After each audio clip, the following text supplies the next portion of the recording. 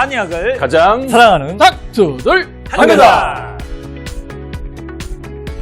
건강을 위해 한가닥 하러 오신 여러분 환영합니다. 자, 이번 시간에는 한의학 바로 알리기 프로젝트 시간으로 가장 한국적이면서도 가장 세계적인 치료법, 즉 한의학에도 발효과학이라는 제목으로 건강한 수다를 나눠볼까 합니다. 최근에 미국 정부가요, 저희 김치를 공식 건강식품으로 인정했다는 소식 들으셨나요? 들었지. 김치가 참 진짜 옛날에는 미국 사람들이 냄새 난다고 이래 가까이 뭐 엘리베이터 타면 좀 옛날 사람들은 막 그런데 요즘 열풍이 불어갖고 김치가 전 세계에서 특히 미국 사람들이 제일 많이 먹는 음식 중에 하나가 김치가 될 정도로 최고의 음식이 되고 있습니다. 김밥도 한번 유행하던 이제 김치까지도 넘어왔어요. 난리 났어요, 김치. 아주 좋은 현상입니다. 그죠? 자, 지난 시간에 저희가 혈당 잡는 치트키로 사과식초 얘기를 잠깐 언급했었죠. 그런데 요즘 이 발효의 인기가 식초에 그치지 않고 완전히 우리 김치로 그냥 넘어오는 분위기라서 너무 좋습니다. 그런데 우리나라가 대단한 나라입니다. 사실은 우리만 모르지. 음식이든 문화든 특히 문화라든가 어술 이런 거는요 진짜 대단합니다. 한의학 진짜 대단한 나라예요. 대한민국은. 자랑스러운 소식인데 최근 미국 정부가 여성, 유아, 어린이 영양 지원 프로그램에 김치를 공식적인 채소 건강식품으로 명시했습니다. 명시까지 했습니다. 거의 탑의 수준이에요. 그동안은 배추 같은 원재료만 인정을 했는데 이제는 발효된 김치의 영양학적 가치를 국가 차원에서 공식적으로 인정한 거예요. 왜냐하면 발효되는 과정에서 생기는 유산균이, 김치 유산균이 장 면역을 살리고 특히 항암, 항비만에 효과가 있다는 연구 결과들이 미국의 의학계에서도 정설로 받아들여서 김치가 거의 치료제 가깝게 사용하고 있습니다. 아주 좋은 소식입니다. 네. 자, 음식인 김치도 이렇게 세계적으로 인정받고 있는데 사실 우리 한의학이야말로 예전부터 이 발효를 치료에 적극적으로 써왔잖아요. 그런데 시청자분들께서는 한약을 발효하면 뭐가 좋은데 이렇게 한번 궁금해하실 것 같거든요. 저는 이제 한약이 발효 과정을 거친다는 것이 이 시대에는 선택의 문제가 아니라 필수의 문제라고 봅니다. 왜냐하면 옛날에는 대부분 산야초, 그러니까 재배약초가 아니었습니다. 그래서 약력이 좀 짱짱했죠. 셌죠. 예. 우리가 뭐 사과니 뭐니 모든 과일과 야채들의 영양소가 옛날에 비해서 뭐 반토막이다, 3분의 1이다, 10분의 1 이렇게 줄어드는 것처럼 재배 한약재도 그런 부분에서 좀 벗어나기 힘든 부분이 있습니다. 그런데 또 그렇게 약해진 약효 성분이 장에서 현대인들의 흡수력이나 또 장벽의 민감도 때문에 한약이 트러블을 일으키는 경우가 많아요.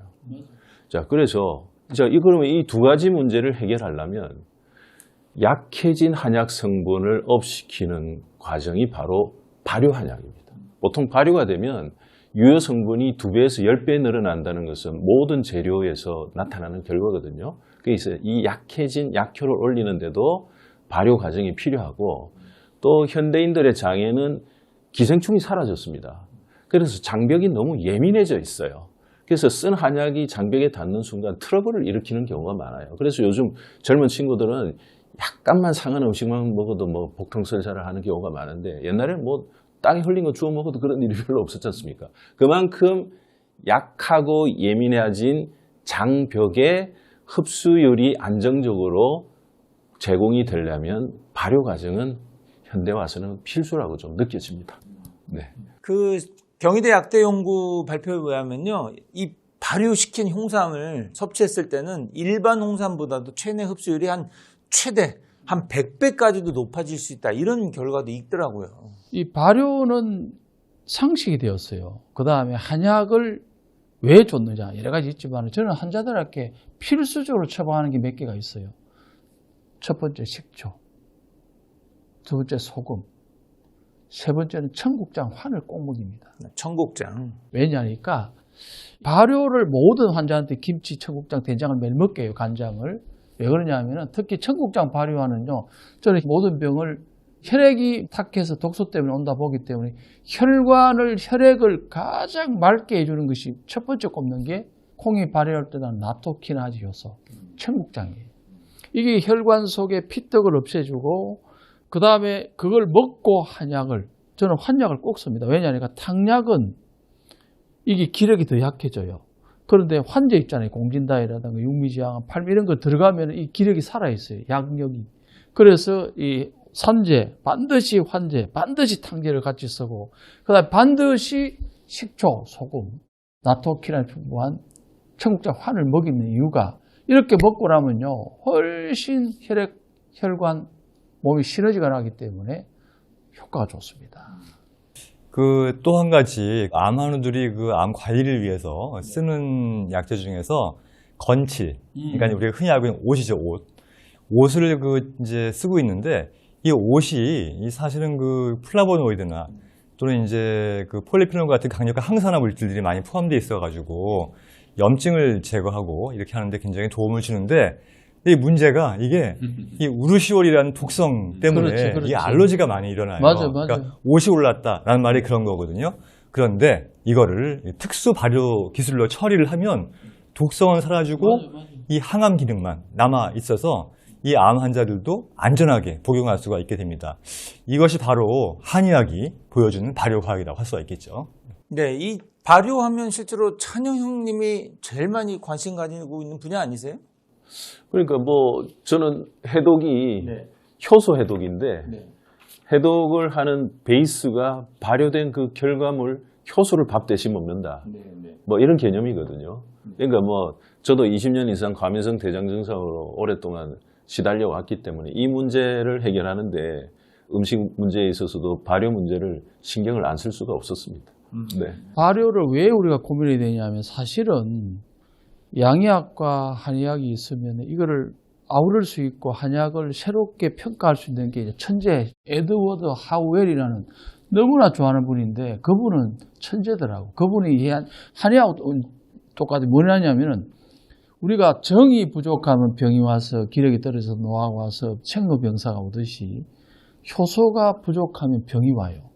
소화가 안 되고 변이 안 좋고 불면, 만성피로 좀 더 부족하면은 고혈압, 당뇨, 고지혈이 와. 이게 병이 아니라 효소가 부족하다는 신호예요. 호르몬 대사, 신진대사. 그 다음에 더 부족하면 죽습니다. 그래서 효소 부족은 죽음이기 때문에 한의학이 갖고 있는 이 한약을 통해서 먹게 되면은 효소가 충분해지기 때문에 도움이 되기 때문에 한의학이 재평가받는 날이 반드시 오리라고 봅니다. 네.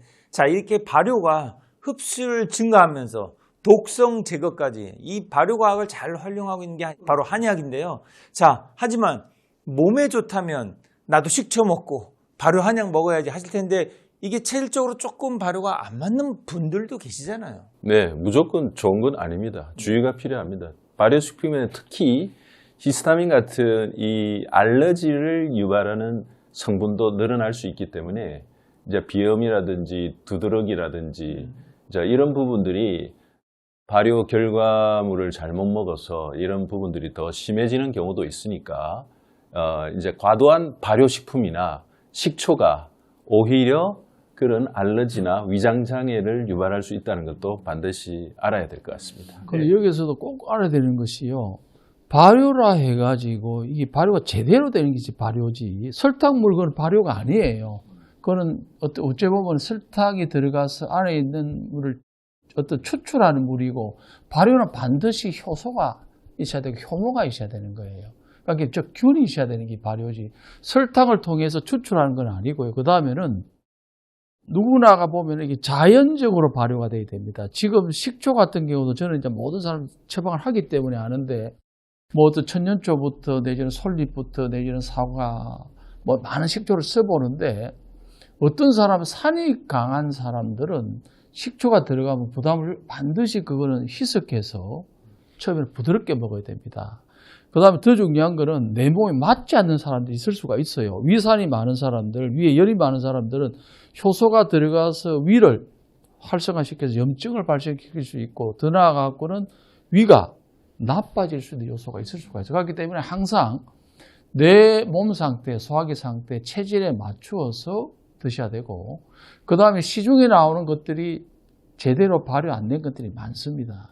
그건 오히려 독이 될 수 있기 때문에 제대로 발효된 효소를 먹는 습관을 들여야 되고, 잘못하면은 독이 될 수 있다는 점 꼭 기억하셔야 합니다. 네. 예전에 제가 이제 여러 가지 이 관련된 실험하면서 느꼈던 게 또 뭐가 있었냐면, 자, 발효가 좋다고 또 나가면 우리 시청자분께서 그냥 무조건 뭔가 발효만 시키려고 하는데 이게 문제가 있더라고요. 왜냐면 발효도 굉장히 정제되고 잘 컨트롤된 환경에서 해야 우리가 생각하는 목적으로 가지, 그렇지 않을 때 발효된 걸 갖고 저희가 그때 한번 검사해 봤더니 원했던 균이 아닌 잡균, 그렇지. 네. 유해균.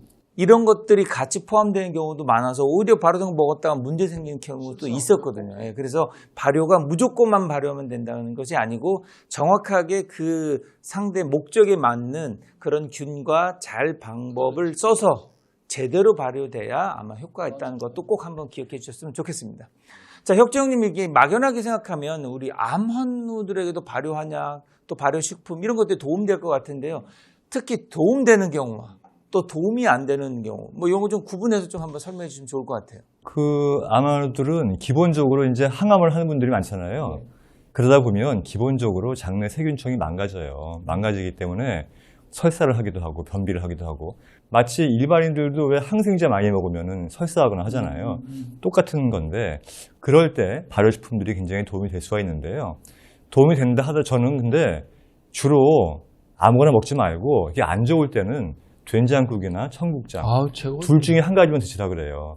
다른 거 생으로만 발효된 거 먹었다가 혹시라도 면역이 약하신 분들이 더 힘들어 할 수 있고, 아까도 이제 형이 말씀하신 것 같이 또 안 맞는 분들은 굉장히 힘들어 하는 경우 있잖아요. 그래서 암 환우 중에서 예를 들어서 이제 항암이나 항생제 복용으로 해서 장 기능이 망가졌다면 기본적으로 된장국이나 청국장 위주로 해서 장을 달래는 것이 가장 효과적일 수 있겠다, 이렇게 말씀을 드릴 수 있겠습니다. 네, 오늘도 이렇게 세계가 주목하는 발효한약의 과학에 대해서 건강한 숫자를 나눠봤는데요. 자, 마지막으로 찬영님께서 한번 진명 한번 해주시죠.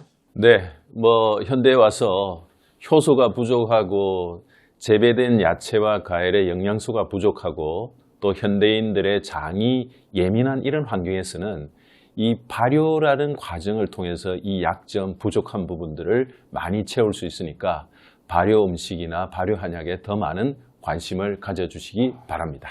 네. 네, 이렇게 오늘도 한 가닥표 건강한 수다를 나눠봤는데요. 저희를 통해서 듣고 싶은 건강한 수다가 있다면 댓글로 남겨주시기 바랍니다.